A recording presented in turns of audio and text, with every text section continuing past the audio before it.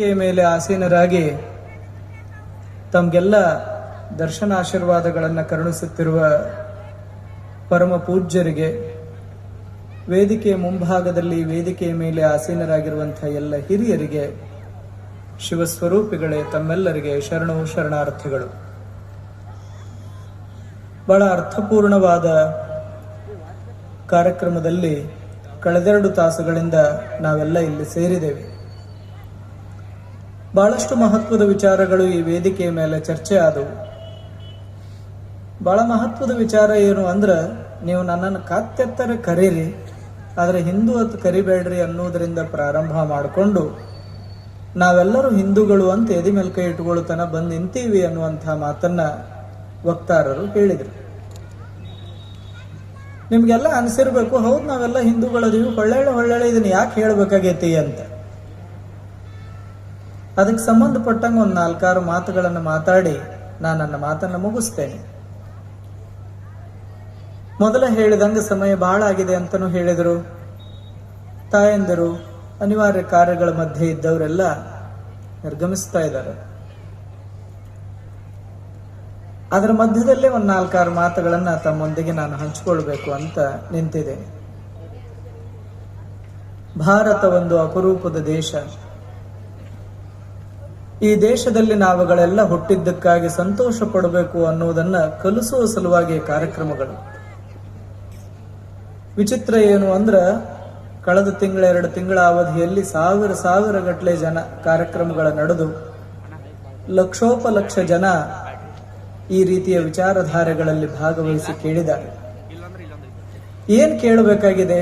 ಅತ್ಯಂತ ಮಹತ್ವದ್ದೇನು ಅಂದ್ರ, ಭಾರತ ಎಂಥ ದೇಶ. ಸಾವಿರಾರು ವರ್ಷಗಳ ಹಿಂದೆ ನದಿ ದಂಡೆಗಳಲ್ಲಿ ಋಷಿ ಮುನಿಗಳು ಕುಳಿತು ಜಗತ್ತಿನ ಹಿತಕ್ಕಾಗಿ ಪ್ರಾರ್ಥನೆ ಮಾಡಿದರು. ನಮ್ಮವ್ರು ಉದ್ಧಾರ ಆಗಲಿ, ಇಂಥವ್ರಿಗಷ್ಟ ಆಗಲಿ, ಇಂಥವ್ರಿಗೆ ಆಗದಿರಲಿ ಅನ್ನುವಂಥ ಯಾವ ಸಾಲುಗಳು ಬಾರದಂಗ ಒಂದು ಅದ್ಭುತವಾದ ಪ್ರಾರ್ಥನೆಯನ್ನು ಅವರು ಅವತ್ತು ಕಂಡು ಹಿಡಿದ್ರು. ಅಸತೋಮ ಸದ್ಗಮಯ ತಮಸೋಮ ಜ್ಯೋತಿರ್ಗಮಯ ಮೃತ್ಯೋಮ ಅಮೃತಂಗಮಯ. ಏನಿರ್ಬೇಕು ಹಿಂಗಂದ್ರ, ದೇವರಲ್ಲಿ ಬೇಡ್ಕೊಳ್ಳೋದು ಎಲ್ಲರೂ ಬೇಡ್ಕೋತೇವೆ, ಆದ್ರೆ ಇದನ್ನ ಬೇಡ್ಕೊಂಡದ್ದು ಯಾಕೆ ಶ್ರೇಷ್ಠ?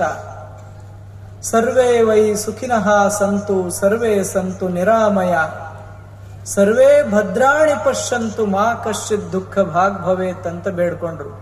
ಯಾರಿಗೂ ಯಾವ ಕಾರಣಕ್ಕೂ ಒಂದಿಷ್ಟು ತೊಂದರೆ ಆಗಲಾರ್ದಂಗಿರ್ಲಿ ಅಂತ ಬೇಡ್ಕೊಂಡ್ರು.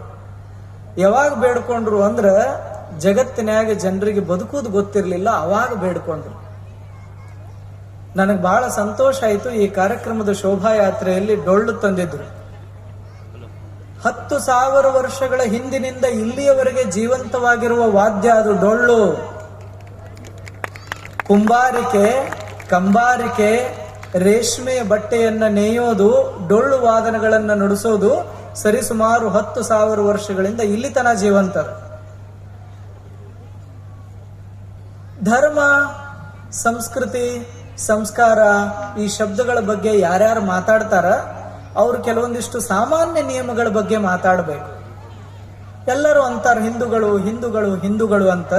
ಹಿಂದೂ ಅನ್ನೋ ಶಬ್ದದ ವ್ಯಾಖ್ಯಾನವನ್ನು ಕೆಲವೊಂದಿಷ್ಟು ಜನ ಮಾಡಿದ್ರು. ಅದೊಂದು ಜೀವನ ವಿಧಾನ ಅಂತ ಹೇಳುವಂತ ಪರಿಪಾಠ ಈಗ ಸದ್ಯ ಎಲ್ಲ ಕಡೆ ಕಂಡು ಬರ್ತದೆ.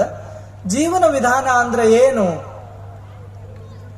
20-25 ವರ್ಷ ಆಗುವಾಗ ಒಬ್ಬ ಹುಡುಗ ಅಗ್ನಿ ಸಾಕ್ಷಿಯಾಗಿಯೋ ಪಂಚಕಳಸಗಳ ಸಾಕ್ಷಿಯಾಗಿಯೋ ಒಬ್ಬರ ಕೈ ಹಿಡಿದು ಮುಂದೆ 89 ವರ್ಷಗಳವರೆಗೆ ಅಗಲಲಾರದಂಗ ಬದುಕುವ ಜೀವನ ಕ್ರಮ ಏನೈತಲ್ಲ, ಅದು ಹಿಂದೂಗಳದು.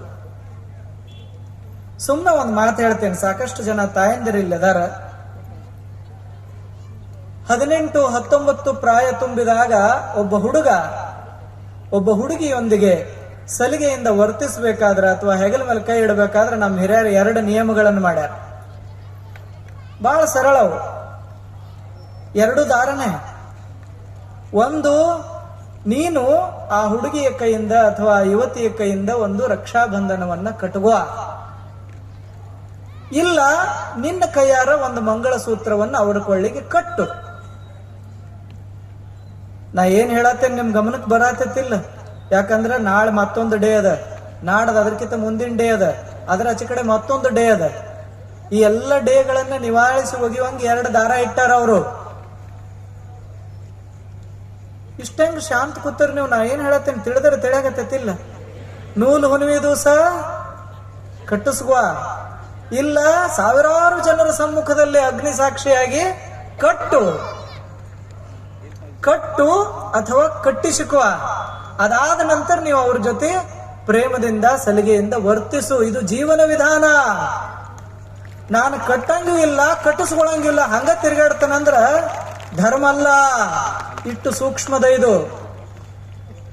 ಧರ್ಮ ಅನ್ನುವ ಶಬ್ದದ ವ್ಯಾಖ್ಯಾನ ಎಷ್ಟು ಸೂಕ್ಷ್ಮ ಅಂದ್ರ, ಬೆಳ್ಳಂಬೆಳಗ್ಗೆ ಎದ್ದೊಬ್ಬ ತಾಯಿ ಹೊರಸಲ ತೊಳೆದು ನೀರ್ ಹಾಕಿ ರಂಗೋಲಿ ಹಾಕಿದಾಗಿನಿಂದ ಹಿಡ್ಕೊಂಡು, ಒಲಿ ತೊಳೆದು ವಿಭೂತಿ ಹಚ್ಚಿ ಅಡಿಗೆ ಮಾಡೋದ್ರಿಂದ ಹಿಡ್ಕೊಂಡು, ಬಾಗಲದಾಗ ಬಂದಿರುವಂತಹ ಭಿಕ್ಷುಕನಿಗೆ ಒಂದು ತುತ್ತು ನೀಡಿ ಆ ಬಳಿಕ ಉಣ್ಣೋದ್ರಿಂದ ಹಿಡ್ಕೊಂಡು, ಜನ್ಮದ ಆರಭ್ಯ ಸಂಸ್ಕಾರದಿಂದ ಹಿಡ್ಕೊಂಡು ಅಂತಿಮ ಸಂಸ್ಕಾರವರೆಗೆ ವ್ಯಾಪಿಸಿರುವಂತ ಪ್ರತಿಯೊಂದು ಕ್ರಿಯಾಕರ್ಮಗಳ ವ್ಯಾಖ್ಯಾನವೇ ಧರ್ಮ. ಹೌದಲ್ರಿ? ಸಾಕಷ್ಟು ಜನ ಇಲ್ಲದಿರಿ, ಎಲ್ಲರೂ ಕಟ್ಟಿದವರು ಅದಿರಿ, ಕಟ್ಟಿಸಿಕೊಂಡವರು ಅದಿರಿ. ಹೆಂಗದ ಜೀವನ? ಯಾವ ಜನರಿಗೆ ಧರ್ಮ ಗೊತ್ತಿಲ್ಲ, ಅವ್ರು ಇವತ್ತೊಬ್ಬರ ಜೊತೆ, ನಾಳೊಬ್ಬರ ಜೊತೆ, ನಾಡ್ದೊಬ್ಬರ ಜೊತೆ ಬದುಕ್ತಾರ. ಅದಕ್ಕೆ ಧರ್ಮಮಯ ಜೀವನ ಅನ್ನಕ್ಕಾಕತ್ತೇನು? ಇಲ್ಲಂದ್ರೆ ಒಬ್ರು ಮತ್ತೊಂದ್ 4-5 ಮಂದಿನ ಕಟ್ಕೊಂಡು ಏಕಕಾಲಕ್ಕ ಬದುಕ್ತಿವಂತಾರ. ಧರ್ಮ ಅನ್ನಕ್ಕಾಕತ್ತೇನು? ಇಲ್ಲ. ಸಾವಿರ ಜನರನ್ನ ಕರೆದು ಊಟಕ್ಕೆ ಎದಕ್ ಹಾಕ್ತಿವಿ ಅಂದ್ರ ಅವ್ರ ಮನ್ಯಾಗ ಅಡಿಗಿರಂಗಿಲ್ಲ ಅಂತಲ್ಲ. ಕೂಡಿದಂತ ಸಾವಿರಾರು ಜನ ದೇವರ ರೂಪ. ಈ ಸಾವಿರಾರು ಜನರ ಸಮ್ಮುಖದಲ್ಲಿ ನಾವಿಬ್ರು ಕೈ ಹಿಡಿದ್ರ 80-90 ವರ್ಷದವರೆಗೆ ನಮ್ಮ ಜೀವನ ಕೆಡಲಾರದಂಗ ಜೀವನ ಸಾಗಿಸ್ತೀವಿ ಅಂತ ಬದುಕಿದ್ರ ಧರ್ಮ ಜೀವನ, ಧರ್ಮ ಜೀವನ, ಧರ್ಮ ಜೀವನ ಅಂತಾರ. ಅದಕ್ಕೆ ಅದ್ ಇರ್ಲಾರ್ದ ನಾವು ಬದುಕ್ತೀವಿ ಅಂದ್ರೆ ಅದಕ್ಕೆ ಧರ್ಮ ಜೀವನ ಅನ್ನಂಗಿಲ್ಲ. ಜಗಲಿಗಳಿರಬೇಕು, ದೇವರ ಮನೆಗಳಿರಬೇಕು, ದೇವರ ಮನೆಯೊಳಗ ಧ್ಯಾನ ಪೂಜೆಗಳು ನಡಿಬೇಕು. ಜೊತೆಗೆ ಒಬ್ಬ ಗೃಹಿಣಿಯಾಗಿದ್ದವಳು ಗೃಹವನ್ನ ಮುನ್ನಡೆಸ್ತಾ ಇರಬೇಕು. ಅದಕ್ಕೆ ಆದರ್ಶ ಧರ್ಮ ಜೀವನ ಅಂತ ಕರೀತಾರ. ಹೌದಿಲ್ರಿ? ಪತ್ತಾರ್ ಬಾಳ ಶಾಣೆ, ಬಾಳ ಚಲೋ ಬಂಗಾರದ ಆಭರಣ ಮಾಡ್ಯಾನ, ಅವನೇ ಕಟ್ಲಿ ಅಂತಾರನ್. ಬಾಳ ಚಲೋ ದಕ್ಷಿಣ ಕೊಟ್ಟು ಒಬ್ಬನ ಶಾಸ್ತ್ರಿಗಳನ್ನು ಕರ್ಕೊಂಡು ಬಂದದೀವಿ. ಮಂತ್ರ ಹೇಳೋದ್ರಾಗ ಅವರಟ್ಟು ಎಕ್ಸ್ಪರ್ಟ್ ಯಾರು ಎಲ್ಲ, ಅವರೇ ಕಟ್ಲಿ ಅಂತಾರನ್. ಇಲ್ಲ, ಕಟ್ಟುವವರೇ ಕಟ್ಟಬೇಕು. ಒಬ್ರು ಕಟ್ಟುವವರು, ಒಬ್ರು ಕಟ್ಟಿಸಿಕೊಳ್ಳುವವರು ಆಜನ್ಮ ಪರ್ಯಂತ ಬಂಧನದಿಂದ ಜೀವನ ನಡೆಸೋದೈತಲ್ಲ. ಬಂಧನ ಅಂದ್ರ ಅದು ಜೈಲಿನ ಬಂಧನ ಅಲ್ಲ, ಸರಿಯಾದ ಜೀವನ ಕ್ರಮ, ಆದರ್ಶಮಯವಾದ ಜೀವನ ಕ್ರಮ. ಇಡೀ ಜಗತ್ತಿನ ಇತಿಹಾಸದಲ್ಲಿ ಮತ್ತೊಂದು ಯಾವುದಾದ್ರೂ ದೇಶದಲ್ಲಿ ಮಂಗಳಸೂತ್ರ ಇದ್ರೆ ಹೇಳ್ರಿ ನಮಗ. ಎಂದ ರಾಮ ಸೀತೆಯರ ವಿವಾಹ ಆಯ್ತು, ಹೆಂಗ ಶಿವಪಾರ್ವತಿಯರ ವಿವಾಹ ಆಯ್ತು, ಹೆಂಗ ಕೃಷ್ಣ ರಾಧಾ ರುಕ್ಮಿಣಿಯರ ವಿವಾಹ ಆಯ್ತು. ಇಂದು ಹಂಗ ವಿವಾಹಗಳಾಗಕತ್ತಾವ. ಇಂದು ಜೀವನ ಹಂಗ ನಡೆದದ. 70-80 ವರ್ಷ ಆದ್ರೂ ಕೂಡ ಮುದುಕಿನ ಬಿಟ್ಟು ಉಣಂಗಿಲ್ಲ. ಮುದುಕಿನ ಬಿಟ್ಟು ಉಣಂಗಿಲ್ಲ. ಅಷ್ಟು ಅನ್ಯೋನ್ಯವಾದ ಪ್ರೀತಿಪೂರ್ಣವಾದ ಜೀವನವನ್ನ ಕಟ್ಟಿಕೊಟ್ಟದ್ದು ಈ ಧರ್ಮದ ಮೂಲ. ಯಾಕೆ ಈ ಸಮಾವೇಶಗಳು ಇವತ್ತು ಹೆಚ್ಚು ಅರ್ಥಪೂರ್ಣ ಅಂದ್ರ ಮಂಗಳಸೂತ್ರ ತನ್ನ ಅರ್ಥ ಕಳ್ಕೊಳಕತ್ತೈತಿ. ಈಗ ನಗರದೊಳಗ ಪಟ್ಟಣ ಪ್ರದೇಶದೊಳಗ ಓದ್ತಾ ಇರುವಂತಹ ಯುವಕ ಯುವತಿಯರು ಸ್ವೇಚ್ಛಾಚಾರವೇ ಜೀವನ ಅಂತ ತಿಳ್ಕೊಂಡಾರ. ಹೆಂಗ ಮನಸ್ಸಿಗೆ ತಿಳಿತೈತೆ ಹಂಗ ಬದುಕಿದ್ರ ಮಂಗಳಸೂತ್ರನೇ ಇರ್ಲಿಲ್ಲ ಅಂದ್ರೆ ಕುಟುಂಬ ಹೆಂಗ್ ನಿಲ್ಲಕ್ ಸಾಧ್ಯದ? ಕುಟುಂಬವೇ ಇರ್ಲಿಲ್ಲ ಅಂದ್ರೆ ಧರ್ಮ ಹೆಂಗ್ ಉಳಿತದ? ದೇವರ ದಿಂಡ್ರ ಹೆಂಗ್ ಉಳಿತಾವ? ಪೂಜೆ ಪುನಸ್ಕಾರಗಳು ಹೆಂಗ್ ಉಳಿತಾವ? ವರ್ಷಲದಾಗ ಅಕ್ಕಿ ಒದ್ದು ಒಳಗ್ ಕರ್ಕೊಳ್ಳೋದು ಎದರ ಸಲುವಾಗಿ ಅಂದ್ರ ಹೆಂಗ ಅಪ್ಪನ ಸೊಂಟದಾಗಿಂದ ಚಾವಿ ಮಗನ ಕೈಯಾಗ ಬರ್ತತಿ, ಹಂಗ ಅತ್ತಿ ಪೂರೈಸುವಂತಹ ಧಾರ್ಮಿಕ ಜವಾಬ್ದಾರಿಗಳೆಲ್ಲವೂ ಸೊಸಿಗೆ ಬರ್ತಾವ. ನಾನ್ ಈ ಮನೆಗೆ ನಡ್ಯಾಕ್ ಬಂದಾಗ ನಮ್ಮ ಮನೆ ದೇವರು, ಕುಲದೇವರು, ಪೂಜೆ ಪುನಸ್ಕಾರ ಎಲ್ಲ ಹಿಂಗಿದ್ದುವ. ನಿನ್ನ ಸೊಸಿ ಬರುವವರೆಗೆ ಯಾವ ದೇವರ ದೀಪವು ನಿಲ್ಲಬಾರದು ಅಂತ ಹೇಳಿ ಬುದ್ಧಿ ಹೇಳಿ ಕಲಿಸುವ ಸಲುವಾಗಿ ಅದನ್ನ ತರ್ತಾರ. ಬಂದಿರುವಂಥವಳು ಮನೆಗೆ ಮಹಾಲಕ್ಷ್ಮಿಯೂ ಹೌದು, ಸಂತಾನ ಲಕ್ಷ್ಮಿಯೂ ಹೌದು, ಅನ್ನಪೂರ್ಣೇಶ್ವರಿಯೂ ಹೌದು, ಆದಿಶಕ್ತಿಯೂ ಹೌದು, ಪರಾಶಕ್ತಿಯೂ ಹೌದು. ಹಿಂಗ್ ನೋಡುವಂಥ ಸಂಸ್ಕಾರ ಸಂಸ್ಕೃತಿಯೊಳಗ ಬದುಕಿದಂಥ ಜನ ಇವತ್ತ ಮಂಗಳಸೂತ್ರ ಅಂದ್ರ ನಮಗ್ ಬ್ಯಾಡ, ಮದುವೆ ಅಂದ್ರ ತಪ್ಪು, ಇಂಥ ಜೀವನ ಇರಬಾರ್ದು ಅಂತ ವಿಚಾರ ಮಾಡಕತ್ತಾರ. ಇದಕ್ಕೆ ಆಧುನಿಕ ಶಿಕ್ಷಣ ಅಂತ ಕರೆಯಕತ್ತಾರ. ಶಿಕ್ಷಣ ಅಂದ್ರ ಮನುಷ್ಯರ ಜೀವನವನ್ನು ಚಲೋ ಮಾಡ್ಬೇಕು, ಇದ್ದ ಜೀವನವನ್ನು ಹಾಳು ಮಾಡೋದಕ್ಕೆ ಶಿಕ್ಷಣ ಅನ್ನಂಗಿಲ್ಲ. A for apple, B for ball ಒಂದಿಟ್ಟು ಕಡಿಮೆ ಕಲೀಲಿ, ಆದ್ರೆ ಗಂಡಗೆ ಗಂಡ ಅನ್ಬೇಕು, ಮಕ್ಕಳಿಗೆ ಮಕ್ಕಳು ಅನ್ಬೇಕು, ಉಡಿಸಿ ಉಣಿಸಿ ತಿನಿಸಿ ಬೆಳೆಸುವಂತ ವಾತ್ಸಲ್ಯ ತುಂಬಿದ ಹೃದಯವನ್ನ ನಾವು ಹೆಣ್ಣು ಮಕ್ಕಳಲ್ಲಿ ತುಂಬುವುದನ್ನ ಕಡಿಮೆ ಮಾಡಕತ್ತೇವೆ. ಜವಾಬ್ದಾರಿ ಹೊತ್ತು ಒಂದು ಕುಟುಂಬವನ್ನು ಮುಂದೆ ನಡೆಸುವುದನ್ನ ಕಲಿಸುವುದರಲ್ಲಿ ಎಡವಾಕತ್ತೇವೆ. ಆ ಕಾರಣಕ್ಕಾಗಿ ಇವತ್ತು ಧರ್ಮ ಚಿಂತನೆಯ ಅವಶ್ಯಕತೆ ಅದ. ಐತಂತೀರ ಇಲ್ಲಂತೀರ? ಎಲ್ಲರೂ ದಿನ ಬೆಳಗಾದ್ರೆ ಬೆಳಗಾವಿಗೆ ಹೋದವ್ರು ಅದಿರಿ, ಒಂದಿಟ್ಟು ನೋಡಿ ಬರ್ರಿ ಹುಡುಗರು ಹೆಂಗ್ ದಾರಿ ತಪ್ತಾರಂತ ಹೇಳಿ. ಆ ಕಾರಣಕ್ಕಾಗಿ ಧರ್ಮ. ಇನ್ ಎರಡನೇದೊಂದದ ದೇಶ. ಈ ದೇಶಕ್ಕೆ ಸ್ವಾತಂತ್ರ್ಯ ಬರುವ ಪೂರ್ವದಲ್ಲಿ ದೃಷ್ಟಾರರಾಗಿರುವಂತಹ ಬಂಕಿಂ ಚಂದ್ರ ಚಟರ್ಜಿ ಅವರು ಬರೀತಾರ, ಭಾರತ ದೇಶ ಅಂದ್ರೆ ಹೆಂಗದ? ಸುಜಲಾಂ ಸುಫಲಾಂ ಮಲಯಜ ಶೀತಲ ಸಸ್ಯ ಶ್ಯಾಮಲ ಮಾತರಂ ಅಂತ ಬರ್ದಾರ ಅವ್ರ ಅವತ್ತ. ನಮ್ಗೆ ಹಂಗ ಸಾಧ್ಯದೇನಿ? ಮಾರ್ಕಂಡೇಯ ನದಿಯಿಂದ ಒಂದು ಬಗಸಿ ನೀರು ತಕೊಂಡು ಅಂಗಯ್ಯ ಕುಡಿಯುವಷ್ಟದ? ಸಾವಿರಾರು ವರ್ಷಗಳಿಂದ ನಮ್ಮ ಹಿರಿಯರು ನದಿಗಳನ್ನ ಇಷ್ಟು ಹೊಲಸು ಮಾಡಿಲ್ಲ. 10-20 ವರ್ಷದಾಗ ನಾವಿಟ್ಟು ಹೊಲಸು ಮಾಡಾಕತ್ತೇವಿ, ಮಾಡೀವಿ. ತಮಗೆಲ್ಲ ಗೊತ್ತಿರ್ಲಿ, ಒಂದಿಷ್ಟು ಈ ಲೈಟ್ ಕಡಿಮೆ ಮಾಡ್ರಿ, ಹುಳ ಬರ್ತ. ಇನ್ನೊಂದಿಷ್ಟು ಕಡಿಮೆ ಮಾಡಿ. ಹಾ, ನಾ ಕಾಣಿಸ್ತೇನಿಲ್ಲ ನಿಮಗೆ? ಇನ್ನಷ್ಟು ಕುಡಿರ್ತಿರಿಲ್ಲ? ಹಾ, ಇನ್ನೊಂದ್ ಸ್ವಲ್ಪ ಕುಡಿರ್ತಿರ್ಲ. ಸುಜಲಾಂ ಸುಫಲಾಂ ಮಲಯಜ ಶೀತಲ ಸಸ್ಯ ಶ್ಯಾಮಲ ಮಾತರಂ ಅಂತ ಈ ದೇಶವನ್ನು ಅವರು ವರ್ಣಿಸಿದರು. ಎಷ್ಟು ಶುದ್ಧವಾದ ನೀರು, ಎಷ್ಟು ಶುದ್ಧವಾದ ಗಾಳಿ, ಎಷ್ಟು ಶುದ್ಧವಾದ ಹಣ್ಣು ಹಂಪಲುಗಳು ಅಂತ ಅರ್ಥ ಅದಕ್ಕ. ತ್ವಂ ಹಿ ದುರ್ಗಾ ದಶ ಪ್ರಹರಣ ಧಾರಿಣಿ ಕಮಲಾ ಕಮಲ ದಲ ವಿಹಾರಿಣಿ ವಾಣಿ ವಿದ್ಯಾದಾಯಿನಿ ಅಂದ್ರು. ಈ ಭೂಮಿಗೆ ತಾಯಿ, ನೀನು ದುರ್ಗೆಯಾಗಿ ನಮ್ಮನ್ನ ರಕ್ಷಣೆ ಮಾಡ್ತೀಯ, ಸರಸ್ವತಿಯಾಗಿ ನಮಗೆ ಜ್ಞಾನವನ್ನ ಕೊಡ್ತೀಯ, ಕಮಲಾ ಕಮಲ ದಲ ವಿಹಾರಿಣಿ ಸಂಪತ್ತಿನ ರೂಪದಲ್ಲಿ ಮನೆ ಬಾಗಿಲಿಗೆ ಬಂದು ನಿಂದಿರ್ತೀಯ. ಅಂಥ ಭಾರತ ಮಾತೆಯೇ ನಿನಗೆ ನಾನು ನಮಸ್ಕರಿಸ್ತೀನಿ ಅಂತ ಅಂದ್ರ ಅವರು. ಈಗ ಹಂಗೆಲ್ಲರೂ ಐತೇನ್ರಿ? ಒಂದೇ ಒಂದು ಹಣ್ಣು ತಂದು ತಿಂದ್ರು ರಾಸಾಯನ, ಸುಫಲಾಂ ಇಲ್ಲ. ಒಂದು ಬಗಸಿ ನೀರು ಮಾರ್ಕಂಡೇಯ ನದಿಯಾಗಿಂದಾಗ್ಲಿ ತಾಯಿ ಘಟಪ್ರಭೆಯ ಒಡಲಿನಿಂದಾಗ್ಲಿ ಡೈರೆಕ್ಟ್ ಕುಡಿಯಕ್ ಸಾಧ್ಯ ಇಲ್ಲ. ಸುಜಲಾಂ ಇಲ್ಲ, ಸುಫಲಾಂ ಇಲ್ಲ, ಸುಜಲಾಂ ಇಲ್ಲ, ಮಲಯಜ ಶೀತಲ ಎಲ್ಲದ? ನಾವಿಲ್ಲಿ ಕೂತಿದ್ದೀವಿ, ಯಾರೋ ಉದ್ಬತ್ತಿ ಹಚ್ಚಿದ್ರೆ ಕಾಣಿಸ್ತದ, ಗಬ್ಬನಾಗತ್ತಿತ್ತು. ಗುರುಗಳು ಕೇಳಿದ್ ನಾನು, ಯಾರೋ ಒಬ್ರು ಹಚ್ಚಿ ಸೇದಕತ್ತಂಗ್ ಕಾಣ್ತಾರ್ರಿ ಅಂತ ಹೇಳಿ. ಅಭಿವೃದ್ಧಿಯ ಹೆಸರಿನಲ್ಲಿ ದೊಡ್ಡ ದೊಡ್ಡ ಫ್ಯಾಕ್ಟರಿಗಳನ್ನ ನದಿ ದಂಡೆಗಳಿಗೆ ಕಟ್ಟುತ್ತೇವೆ. ಏನೆಲ್ಲ ಅನ್ಯಾಯ ಅಧರ್ಮಗಳನ್ನ ನಾವು ಪ್ರಕೃತಿಯ ಮೇಲೆ ಮಾಡ್ತಾ ಇದ್ದೇವೆ. ಆ ಕಾರಣಕ್ಕಾಗಿ ನಿಮ್ಗೆ ಗೊತ್ತಿರ್ಲಿ, ಮನೆ ಕಟ್ಟಿಸ್ತಾರೆ ಎಲ್ಲರೂ. ಮನೆ ಕಟ್ಟಿಸುವಾಗ ಏನಂತಾರ? ಸಿಮೆಂಟಿನ ಬಗ್ಗೆ, ಉಸುಕಿನ ಬಗ್ಗೆ ಎಷ್ಟು ಕಾಳಜಿ ವಹಿಸ್ತಾರಂದ್ರ ಈ ಮನೆ ಒಟ್ಟ ಸೋರ್ಬಾರದು, ನಾಳೆ ನಮ್ಮ ಮಕ್ಕಳು ಕೂಡ ಇದ್ರಾಗ ಆನಂದವಾಗಿ ಕಾಲ ಕಳಿಬೇಕು ಅಂತ ಎಲ್ಲ ತಾಯಿ ತಂದೆ ವಿಚಾರ ಮಾಡ್ತಾರೆ. ಆದ್ರ ವಿಚಿತ್ರ, ನಾಳೆ ನಮ್ಮ ಮಕ್ಕಳು ಶುದ್ಧವಾದ ಅನ್ನವನ್ನು ಉಣಬೇಕು, ಶುದ್ಧವಾದ ನೀರನ್ನು ಕುಡಿಬೇಕು ಅಂತ ಯಾಕೆ ಯಾರು ವಿಚಾರ ಮಾಡ್ತಾ ಇಲ್ಲ? ಪ್ರತಿಯೊಬ್ಬರು ಇವತ್ತು ವಿಚಾರ ಮಾಡಬೇಕಾಗಿದೆ. ಸಾವಿರ ಸಾವಿರ ಆಸ್ಪತ್ರೆಗಳು, ಲಕ್ಷಾವಧಿ ವೈದ್ಯರು ಎಲ್ಲರೂ ಇವತ್ತು ಇದ್ರ ಕಾರಣ ಏನು ಅಂದ್ರ, ನಾವು ಮೊಟ್ಟ ಮೊದಲು ನೀರು ಹೊಲಸು ಮಾಡಾಕತ್ತೇವಿ, ಗಾಳಿ ಹೊಲಸು ಮಾಡಾಕತ್ತೇವಿ, ಜೊತೆಗೆ ಪ್ರಕೃತಿಯನ್ನ ಪೂರ್ಣ ಪ್ರಮಾಣದಲ್ಲಿ ಹೊಲಸು ಮಾಡಾಕತ್ತೇವಿ. ಶುದ್ಧವಾದ ಪ್ರಕೃತಿಯೇ ಇಲ್ಲ ಅಂದ ಬಳಿಕ ಪ್ರಕೃತಿಯ ಮಕ್ಕಳು ನಾವೆಂಗ ಆರೋಗ್ಯಪೂರ್ಣರಾಗಿ ಬದುಕಲಿಕ್ಕೆ ಸಾಧ್ಯದ? ಈ ಭೂಮಿಯನ್ನ ಹಿಂದಿನವರು ತಾಯಿ ಅಂದ್ರು, ನಾವು ಇದನ್ನ ದಾಸಿ ಅಂತ ತಿಳ್ಕೊಂಡದೇವಿ. ಈ ಭೂಮಿಯನ್ನ ಹಿಂದಿನವರು ಮಾತೃ ಸ್ವರೂಪ ಅಂದ್ರು, ನಾವಿದ್ರ ಮೇಲೆ ಅನ್ಯಾಯ ಅಧರ್ಮಗಳನ್ನು ಮಾಡಾಕತ್ತೇವೆ. ಆ ಕಾರಣಕ್ಕ ಭೂಮಿ ತಾಯಿ ನಮ್ಮ ಅಧರ್ಮವನ್ನು ಎಟ್ಟದ ಕಾರಣಕ್ಕ ಸಹಿಸ್ಲಿಕ್ಕೆ ಸಾಧ್ಯದ? ಹೌದಿಲ್ರಿ? ಒಬ್ಬ ತಾಯಿ ಮಗುವಾಗಿದ್ದಾಗ ಬಲಗಾಲಿನಿಂದ ಎಡಗಾಲಿನಿಂದ ಕೂಸ ಎದಿಗೆ ಒದ್ರ ಆನಂದ ಪಡ್ತಾಳ. ಪ್ರಾಯಕ್ಕೆ ಬಂದಿರೋ ಮಕ್ಕಳು ಒದ್ರ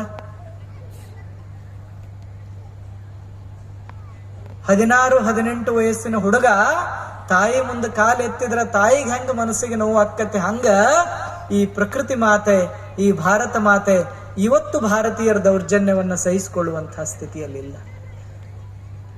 ಕಳೆದ ಕೆಲವು ವರ್ಷಗಳ ಹಿಂದೆ ಮಹಾಪೂರ್ ಬಂದಿತ್ತು, ಪ್ರವಾಹ. ಪ್ರವಾಹ ಇಳಿದ ಬಳಿಕ ನೀವು ನೋಡ್ರಿ ಸುತ್ತಮುತ್ತ ಎಷ್ಟು ಗಿಡಗಳಿದ್ದು ಎಲ್ಲಾ ಗಿಡದ ತುಂಬಾ ಒಂದೇ ಕಾಣ್ತೈತಿ ಏನ್ರಿ? ಪ್ಲಾಸ್ಟಿಕ್. ಅದನ್ನು ಬಿಟ್ಟು ಬೇರೆ ಏನು ಕಾಣ್ತಿರ್ಲಿಲ್ಲ. ಆ ಕಾರಣಕ್ಕಾಗಿ ಪುಣ್ಯಾತ್ಮರೇ ಒಂದು ಸಾರಿ ನೆನಪಿರಬೇಕು. ಸುಜಲಾಂ ಸುಫಲಾಂ ಮಲಯಜ ಶೀತಲ ಸಸ್ಯ ಶ್ಯಾಮಲ. ನೋಡಿದಲ್ಲೆಲ್ಲ ಹಚ್ಚಗ ಹಸರು ಕಾಣಿಸ್ತಿತ್ತು ಅವಾಗ. ಈಗ ಗೊಬ್ಬರ ಹಾಕಿದ್ರೆ ಅಟ್ಟ ಹಚ್ಚಗ ಕಾಣುವಟ್ರ ಮಟ್ಟಿಗೆ ಮಾಡಿಟ್ಟೆ. ಆಕಳ ಹಾಲು ಹಿಂಡತತಿ. ಎಷ್ಟು ಹಿಂಡತತಿ? ತನ್ನ ಕರುವಿಗೆ ಆಗ್ಬೇಕು, ಜೊತೆಗೊಬ್ಬರಿಗೆ ಆಗ್ಬೇಕು ಅಥವಾ ಇಬ್ಬರಿಗೆ ಆಗ್ಬೇಕು ಅಂತ ಹಾಲು ಹಿಂಡತತಿ. ನಾವೇನ್ ಮಾಡಕತ್ತೀವಿ ಅಂದ್ರೆ ಮಿತಿಮೀರಿ ಔಷಧ, ಮಿತಿಮೀರಿ ಇಂಜೆಕ್ಷನ್ ಎಲ್ಲಾ ಮಾಡಿ ವಿಪರೀತ ಹಾಲು ಹಿಂಡಸಕತ್ತೀವಿ. ಅದು ಹಾಲು ಹಿಂಡಂಗಿಲ್ಲ, ವಿಷ ಹಿಂಡತದೆ. ಭೂಮಿ ತಾಯಿ ತನ್ನ ಮಕ್ಕಳನ್ನ ಸಲೂತಾಳ, ಅವಳೇನಿದು ಆಗಂಗಿಲ್ಲ ಅಂತ ಹೇಳಿಲ್ಲ. ಆದ್ರೆ ನಾವೇನ್ ಮಾಡಕತ್ತೀವಿ? ರೊಕ್ ರೊಕ್ ರೊಕ್ ರೊಕ್ ರೊಕ್ ಅಂತ ಬೆನ್ನು ಹತ್ತಿ ಇರ್ಲಾರ್ದ ವಿಷವನ್ನೆಲ್ಲ ಅದ್ರೊಳಗೆ ಬಿತ್ತಿ ವಿಷಾನೇ ತೆಗೆದು ಉಣಾಕತ್ತೇವೆ. ಎಂಥ ಶಾಣೆತನಂತಿದೆ. ರೊಕ್ಕ ಗಳಿಸುದು ಗಳಿಸಿದ್ದೆಲ್ಲ ತೆಗೆದು ದವಾಖಾನೆಗೆ ಸುರಿದು ಅಟ್ಟೆಲ್ಲ ಸುರಿದ ಬಳಿಕವೂ ಕೂಡ ಆರೋಗ್ಯಪೂರ್ಣವಾದ ಜೀವನವನ್ನ ನಡೆಸಲಿಕ್ಕೆ ಆಗಂಗಿಲ್ಲ.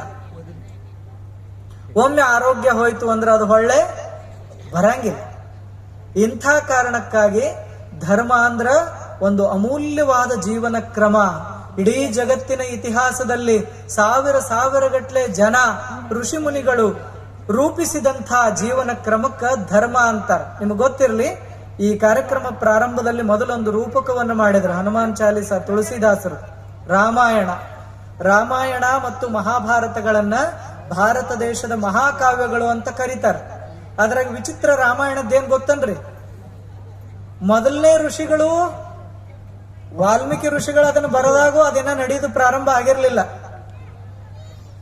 ಅವಾಗೂ ಅದನ್ನ ಅವರು ದಿವ್ಯ ದೃಷ್ಟಿಯಿಂದನೇ ಬರದಾರ. ಎರಡನೇ ಬಾರಿಗೆ ತುಳಸಿದಾಸರು ಬರೆದಾಗ ರಾಮಾಯಣ ನಡೆದು ಮುಗಿದು ಹೋಗಿತ್ತು. ಅವಾಗೂ ಅವರು ದಿವ್ಯ ದೃಷ್ಟಿಯಿಂದನೇ ಬರದಾರ. ಯಾಕೆ ನಾ ಈ ಉದಾಹರಣೆಯನ್ನು ಹೇಳಕತ್ತೇನಂದ್ರ, ದೃಷ್ಟಾರರು ಅಂತ ನಾವು ಯಾರನ್ನ ಕರಿತೇವಿ, ದಿವ್ಯ ದೃಷ್ಟಿ ಅಂತ ಯಾರಿಗಿರ್ತತಿ ಅವರೆಲ್ಲರೂ ಕೂಡೆ ರೂಪಿಸಿದಂಥ ಜೀವನ ಕ್ರಮ ಇದು. ಹೌದಿಲ್ರಿ? ಮೊದಲ ಹೇಳಿದ ಉದಾಹರಣೆಯನ್ನು ಇನ್ನಷ್ಟು ವಿಸ್ತರಿಸಿ ಮಾತು ಮುಗಿಸ್ತೇವೆ. ಯಾರಾದ್ರೂ ಮಂಗಳ ಸೂತ್ರವನ್ನು ತಗೊಂಡೋಗಿ ಲ್ಯಾಬ್ರೋಟರಿ ಒಳಗೆ ಇಡ್ತಾರ? ಇಲ್ಲ, ಇಡಂಗಿಲ್ಲ. ಇದಕ್ಕ ನಾವು ಸಮರ್ಪಿತರಾಗಬೇಕು ಅಂತ ಗೊತ್ತೈತಿ. ಇದಕ್ಕನುಸರಿಸಿಯೇ ನಮ್ಮ ಜೀವನ ಸಾಗಬೇಕು ಅಂತ ಗೊತ್ತೈತಿ. ಆ ಕಾರಣಕ್ಕಾಗಿ ಇವತ್ತಿನ ಪ್ರಜೆಗಳು, ನಾಳಿನ ನಾಗರಿಕರು, ನಮ್ಮ ಪೂರ್ವಜರು ಈ ಭೂಮಿಯನ್ನು ಎಷ್ಟು ಚಲೋ ನಮ್ಮ ಕೈಯಾಗ ಕೊಟ್ಟಾರಲ್ಲ, ನಮ್ಮ ಮಕ್ಕಳ ಕೈಯಾಗ ನಾವು ಅಷ್ಟೇ ಚಲೋ ಭೂಮಿ ಕೊಡ್ಬೇಕು. ಈ ಮನೆಯನ್ನ ನಮ್ಮ ತಾಯಿ ತಂದೆಗಳು ಎಷ್ಟು ಚಲೋ ನಮ್ಮ ಕೈಯಾಗ ಕೊಟ್ಟಾರ. ಮನೆ ಅಂದ್ರ ಮನೆತನ. ಎಂತ ಚಲೋ ಶಬ್ದ ಐತ್ ನೋಡ್ರಿ ಅದು. ಮನೆತನ ನೋಡಕ್ ಹೋಗುದಂತ. ಮನೆತನ ನೋಡಕ್ ಹೋಗುದತ್ ಎಲ್ಲಿ ತನ ಶಬ್ದ ಇತ್ಲ ಅಲ್ಲಿ ತನ ಮನೆತನಗಳ ತಾಳ್ತಿದ್ದು. ಈಗ ಮನೆತನ ನೋಡಕ್ ಹೋಗೋರು ಕಡಿಮೆ ಆಗ್ಯಾರ. ಅವರು ಕೂಡ ವೆಟ್ರಿಫೈಡ್ ಪರಿಸಿ, ಸ್ಲ್ಯಾಬ್ ಮನಿ, ಆ ಬಳಕ ಅಟ್ಯಾಚ್ ಬಾತ್ರೂಮ್ ಇದ್ದದ ಅಟ್ಟ ನೋಡಿ ಕೊಡಾಕತ್ತಾರ. ಆ ಬಳಕ ಅದೇನಕತಿ, ವೆಟ್ರಿಫೈಡ್ ಪರಿಸಿ ಮೇಲೆ ಕಾಲಿಟ್ಟ ಜಾರಿ ಬೀಳ್ತಾರ. ಜಾರಿ ಬಿದ್ದು ಕೂಡಲೇ ಹೊಳೆ ಕಳಿಸ್ತಾರ. ನಾ ಹೇಳಕತ್ತದ ಸಾಮಾನ್ಯ ಅರ್ಥದಲ್ಲಿ ಅಲ್ಲ, ಇನ್ನೊಂದು ಅರ್ಥದಲ್ಲಿ. ನಾ ಏನ್ ಹೇಳ್ತೇನೆ ನಿಮಗ್ ತಿಳಿದಿಲ್ಲ. ಚಲೋ ಮನೆ, ಚಲೋ ರೊಕ್ಕ ಅಂತ ನೋಡಿದ್ರು, ಹುಡುಗಿ ಹೆಂಗದನಂತ ನೋಡ್ಲಿಲ್ಲ. ಚಲೋ ಮನೆ, ಚಲೋ ರೊಕ್ಕ ಅಂತ ನೋಡಿದ್ರು, ಹುಡುಗಿ ಹೆಂಗದಳಂತ ನೋಡ್ಲಿಲ್ಲ. ಮನೆಯೊಳಗೆ ಚಲೋ ಪರಿಸಿದ್ದು, ಜಾರಿತ ಕಾಲ, ಹಾಳಾಯ್ತು ಬದುಕ. ಏನ್ ಮಾಡೋದೈತಿ ತಗೊಂಡ? ಹೌದಿಲ್ಲ? ಊರ ಮುಂದಿನ ಬಾವಿ ಯಾರ ತೋಡಿದರೇನು, ಕಾಲ ಜಾರಿದರ ಕೈಲಾಸ. ಕಾಲ ಜಾರಿದರ ಕೈಲಾಸ, ಮನವು ಜಾರಿದರೆ ವನವಾಸ. ಎಂಥ ಪದಪ್ರಯೋಗ ಜಾನಪದ ಇದು. ದೊಡ್ಡ ದೊಡ್ಡ ಋಷಿಮುನಿಗಳು ಬರೆದಿಟ್ಟಾರ ಸಂಸ್ಕೃತದಾಗ, ಅಟ್ಟ ಐತಂತ ಅಲ್ಲ. ಸಾಮಾನ್ಯ ಹಳ್ಳಿ ಜನ ಮುದುಕಿಯರು ಇರ್ತಿದ್ರು. ಬಹಳ ಅದ್ಭುತ ಅಂದ್ರೆ ಅವರೇ. ದೊಡ್ಡ ಜ್ಞಾನ ಸಂಪದ ಅಂದ್ರ ಅಜ್ಜಿಯರು. ಯಾರಾದ್ರೂ ಹೊಸವಾಗಿ ನಡಿಲಿಕ್ಕೆ ಬಂದಾಗ ತಿಳುವಳಿಕೆ ಕೊಡ್ತಿದ್ರು ಅವರು. ತಂಗಿ, ಅಡಿಗೆಗೆ ಉಪ್ಪ ಕಡಿಮೆ ಇರಬೇಕು, ಹುಳಿ ಒಂದಿಟ್ಟು ಹೆಚ್ಚಾದ್ರೂ ಸಹಿಸಬೇಕು. ಕಾರ್ ಹೆಂಗರೆ ಯಾಕಿರುವಲ್ತಕ್ಕ ನೀನ ಒಂದಿಟ್ಟು ಸಹಿಸ್ಕೊಂಡು ದಾಟಬೇಕು. ಈ ಸಂಸಾರದೊಳಗ ಇರಾಕ್ ಬಂದಿಲ್ಲವ, ದಾಟಾಕ್ ಬಂದದ ಇವತ್ತು ಕಲಿಸ್ತಿದ್ರು. ಇವತ್ತು ಅವ್ರಿಲ್ಲ. ಇದ್ರು ಅವ್ರ ಮಾತು ಕೇಳೋ ಪರಿಸ್ಥಿತಿ ಒಳಗೆ ಯಾರು ಇಲ್ಲ. ಅದಕ್ಕಾಗಿ ನಾವಿದನ್ನ ಇವತ್ತಿಲ್ಲಿ ಹೇಳಬೇಕಾಗೈತಿ. ಎಲ್ಲಿ ತನ ಅವ್ರವ್ರ ಕೆಲಸ ಅವ್ರವ್ರು ಮಾಡ್ತಿದ್ರು, ಅಲ್ಲಿ ತನ ಸ್ವಾಮಿಗಳ ಧರ್ಮ ಪ್ರವಚನ ಮಾಡ್ತಿದ್ರು, ಆತ್ಮವಿದ್ಯಾ ಬೋಧಿಸ್ತಿದ್ರು. ಯಾವಾಗ ಮುದುಕಿಯರ ಮಾತನ್ನ ಹುಡುಗರು ಕೇಳೋದು ಕಡಿಮೆ ಮಾಡಿದ್ರು, ನಾವು ಕೂಡ ಇದನ್ನು ಹೇಳುವಂತಹ ಕಾಲ ಬಂತು. ಅದಕ್ಕಾಗಿ ಸಮಯ ಬಹಳ ಆಯ್ತು, ತಾವೆಲ್ಲ ಶಾಂತ ರೀತಿಯಿಂದ ಕೂತು ಕೇಳಿದ್ರಿ. ಧರ್ಮದ ಕುರಿತಾಗಿ ಇನ್ನೊಂದು ಮಾತನ್ನ ಹೇಳಿ ಮಾತು ಮುಗಿಸ್ತೇವೆ. ಋಷಿ ಮುನಿಗಳ ಪ್ರಾರ್ಥನೆಯನ್ನ ನೆನಪು ಮಾಡ್ಕೋಬೇಕು. ಜಗತ್ತಿನಲ್ಲಿ ಯಾರೂ ಕೇಳಲಾರದಂತಹ ಪ್ರಾರ್ಥನೆ ಎಲ್ಲರಿಗೂ ಒಳಿತಾಗಲಿ. ಸರ್ವೇ ವೈ ಸುಖಿನಃ ಸಂತು, ಸರ್ವೇ ಸಂತು ನಿರಾಮಯ, ಸರ್ವೇ ಭದ್ರಾಣಿ ಪಶ್ಯಂತು, ಎಲ್ಲರೂ ಮಂಗಳಕರವಾದುದನ್ನು ನೋಡುವಂಗಾಗಲಿ ಅಂತ ಋಷಿಗಳು ಪ್ರಾರ್ಥನೆಯನ್ನು ಮಾಡಿದ್ರು. ಅಂದಿನಿಂದ ಇಂದಿನವರೆಗೆ ಎಷ್ಟು ಜನ ಮಹಾತ್ಮರು ಆಗಿ ಹೋಗ್ಯಾರ, ಆ ಎಲ್ಲ ಮಹಾತ್ಮರ ಬೋಧನೆಗಳು ಒಂದೇ, ಎಲ್ಲರ ಜೀವನವೂ ಸಮೃದ್ಧವಾಗಿರಲಿ ಅನ್ನುವಂತಹ ಒಂದು ಆಶಯದಿಂದ ಅವರೆಲ್ಲರ ಉಪದೇಶ ನಡೆದಿದೆ. ಅಂಥ ಉಪದೇಶ ಪ್ರತಿಯೊಬ್ಬರ ಮನೆಗಳಲ್ಲಿ ಬೆಳಗುವಂತಾಗಲಿ ಅನ್ನುವಂತಹ ಸದಾಶಯದಿಂದ ಈ ಸಮಾವೇಶಗಳು ನಡೀತಾ ಇದ್ದಾವ. ಇದು ಒಂದು ಧರ್ಮದ ಸಮಾವೇಶ, ಮತ್ತೊಬ್ಬರಿಗೆ ವಿರುದ್ಧ ಅವ್ರ ಪರವಾಗಿ ಇವ್ರ ಪರವಾಗಿ ಏನೇನಿಲ್ಲ. ಯಾರ ಮಕ್ಕಳು ತಂದೆ ತಾಯಿಗಳನ್ನ ತಂದೆ ತಾಯಿ ಅಂತ ಕರಿಬೇಕು, ಯಾವ ತಂದೆ ತಾಯಿಗಳು ತಮ್ಮ ಮಕ್ಕಳನ್ನು ವಾತ್ಸಲ್ಯ ಪೂರ್ಣವಾಗಿ ಬೆಳೆಸಬೇಕು, ಎಲ್ಲರಿಗೂ ಇವೇ ನಿಯಮಗಳು. ಆ ಕಾರಣಕ್ಕಾಗಿ ತಾವೆಲ್ಲ ಈ ಧರ್ಮ ಚಿಂತನೆಯಲ್ಲಿ ಇಲ್ಲಿಯವರೆಗೆ ಭಾಗವಹಿಸಿದ್ದಕ್ಕೆ ಸಾರ್ಥಕ ಅಂತ ನಾನು ಭಾವಿಸ್ತೇನೆ. ಇಲ್ಲಿರುವಂತಹ ಕಾರ್ಯಕರ್ತರ ಕುರಿತಾಗಿ ಒಂದು ಮಾತು ಹೇಳಬೇಕು. ಎಲ್ಲರೂ ಹೇಳ್ತಾರ ನಮಗೆ ದೇವ ದುರ್ಲಭ ಕಾರ್ಯಕರ್ತರಿದ್ದಾರೆ ಅಂತ. ಕರ್ನಾಟಕದಲ್ಲಿ ಆ ಮಾತು ಎಷ್ಟು ಸರಿನೋ ಎಷ್ಟು ತಪ್ಪೋ ಗೊತ್ತಿಲ್ಲ, ಆದ್ರೆ ಈ ಭಾಗದಲ್ಲಿ ಮಾತ್ರ ಅದು ಅಕ್ಷರಶಃ ಸತ್ಯ. ಒಂದು ಸಣ್ಣ ಕಾರ್ಯಕ್ರಮ ಮಾಡಬೇಕಾದ್ರೆ ಇಲ್ಲಿ ಬೆವರ ಹಣಿಗಳು ಎಷ್ಟು ಹರಿತಾವ ಅನ್ನೋದು ಇಲ್ಲಿರುವಂತಹ ಪ್ರತಿಯೊಬ್ಬರಿಗೂ ಗೊತ್ತೈತೆ. ಇಷ್ಟೊತ್ತು ಸಮಯ ಆದರೂ ಕೂಡ ನೀವೆಲ್ಲರೂ ಕೂತಿರ್ಲ, ಇದು ನನಗೆ ಬಹಳ ಆನಂದ ಕೊಟ್ಟದ್ದು. ಯಾಕಂದ್ರೆ ಹುಡುಗರು ಹರಿಸಿದಂತ ಒಂದೊಂದು ಹನಿಗೂ ಬೆವರಿಗೂ ಬೆಲೆ ಕೊಟ್ಟಿರಿ ನೀವು. ಇದ್ದ ಧಾರಾವಾಹಿಗಳು ನಾಳೆ ಅದಾವ. ಯಾರ್ಯಾರಿಗೆ ಒಂದಕ್ಕೆ ಬಂದಿತ್ತು, ಯಾರ್ಯಾರಿಗೆ ಎರಡಕ್ಕೆ ಬಂದಿತ್ತು, ಅವರೆಲ್ಲರೂ ಎದ್ದೆದ್ದು ಹೋಗ್ಯಾರ್ರಿ. ಯಾರ್ಯಾರಿಗೆ ತಡ್ಕೊಳಿಕ್ ಸಾಧ್ಯ ಇತ್ತು ಅವರೆಲ್ಲ ತಡ್ಕೊಂಡು ಕೂತಾರ. ಏನ್ ಮಾಡೋದದ? ಇದ್ದ ಧಾರಾವಾಹಿಗಳು ಇದ್ದದ್ವ ಇರ್ತಾರ.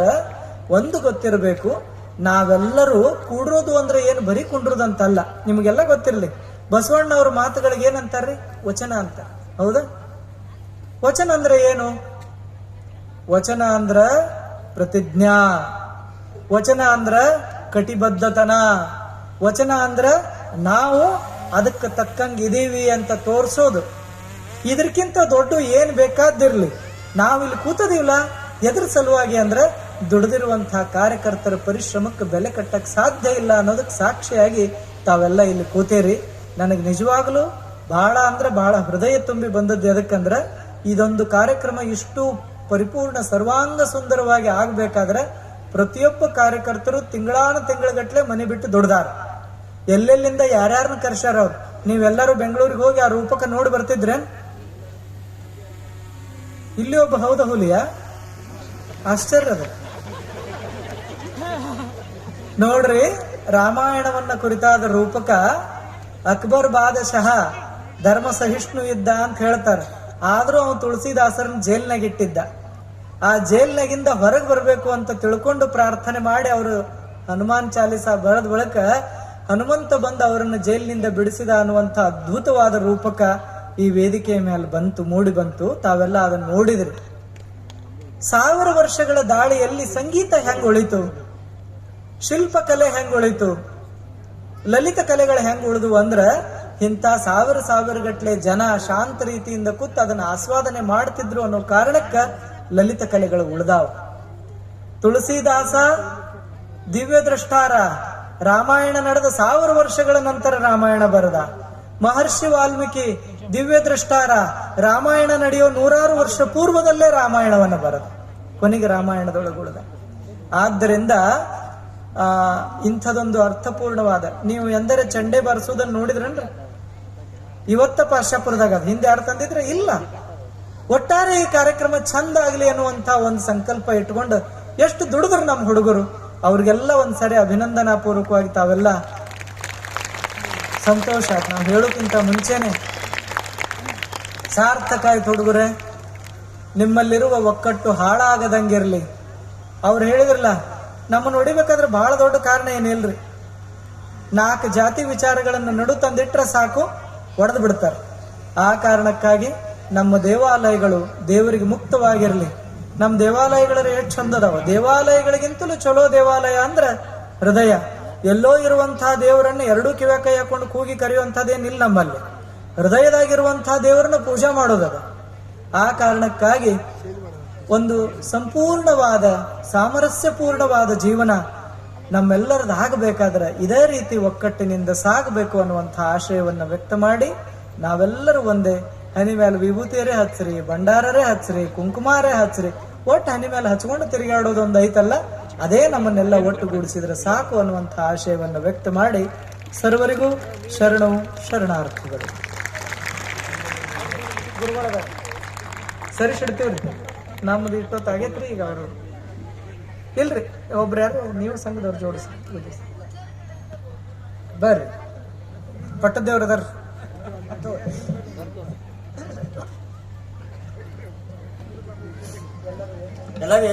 ಎಲ್ಲರೂ ಎದ್ದು ನಿಲ್ಬೇಕು. ಇದೀಗ ಪ್ರತಿಜ್ಞಾ ವಿಧಿಯನ್ನ ಪರಮ ಪೂಜ್ಯರು ಬೋಧನೆಯನ್ನ ಮಾಡ್ತಾ ಇದ್ದಾರೆ. ನಂತರದಲ್ಲಿ ವಂದನಾರ್ಪಣೆ.